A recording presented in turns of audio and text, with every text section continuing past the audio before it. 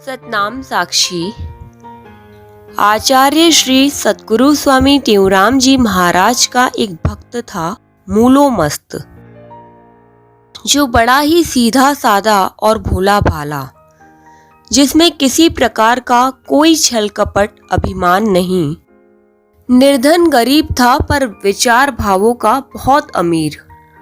सद्गुरु स्वामी टेऊराम जी महाराज के प्रति था अनन्य श्रद्धा भाव। नित्य प्रति श्री अमरापुर दरबार का दर्शन करना व सद्गुरु महाराज जी के चरण स्पर्श करना उसका नियम था। तन मन द्वारा दरबार की जितनी सेवा होती बड़े भाव से करता। निर्मल व शुद्ध भाव, मुख पर सदैव भगवान व गुरुदेव का नाम, धन गुरु टेऊराम, धन गुरु टेऊराम। एक समय भक्ति भाव में उसने स्वामी जी से कहा, स्वामी जी आप हमारे घर भोजन खाओ। घर पर माँ और वह स्वयं केवल 2 ही लोग थे। अब उस भक्त के घर पर था कुछ भी नहीं, पर भाव बहुत था।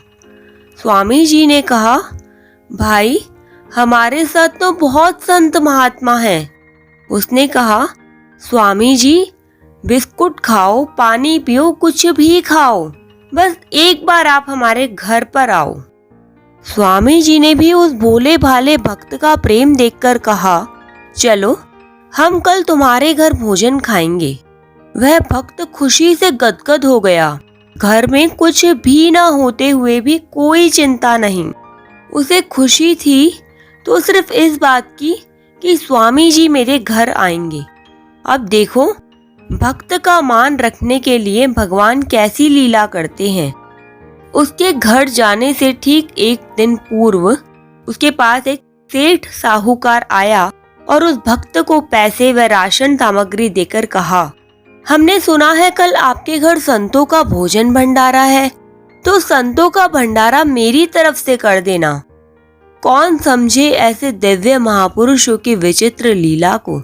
दूसरे दिन स्वामी जी ने संत मंडली को कहा, चलो आज हम मूलो मस्त के घर भोजन प्रसाद पाएंगे।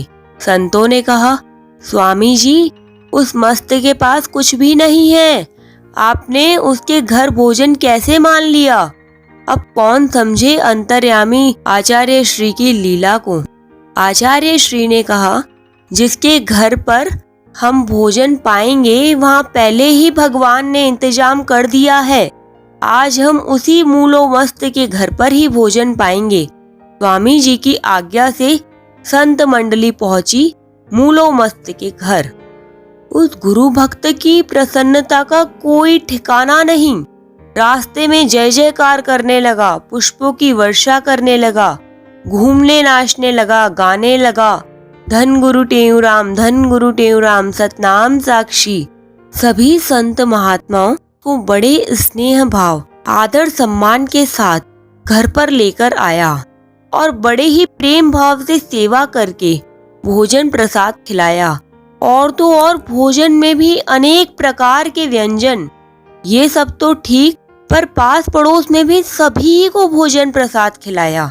ऐसा कौतुक देखकर सभी संत आश्चर्य में पड़ गए कि इस मस्त के पास इतना भोजन कहाँ से आया, कैसे इतने भोजन का इसने इंतजाम किया।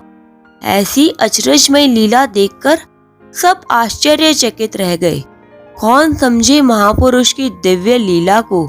भक्त का मान रखने के लिए स्वामी जी ने यहाँ कौन सी लीला रची, इसे कोई समझ नहीं पाया। ऐसे पावन प्रसंग को सुनकर हमें भी यही प्रेरणा लेनी चाहिए कि जितना हो सके हमें अपने भावों को शुद्ध करने का प्रयास करना चाहिए, क्योंकि भाव शुद्ध है तो सभी कार्य सफल होगा। भावना ही यदि सफल नहीं है तो सब कुछ होते हुए भी सब निष्फल है। आचार्य श्री के पावन चरणों में बारंबार प्रणाम, शत शत नमन। धन धन सद्गुरु स्वामी टेऊराम जी महाराज। सतनाम साक्षी।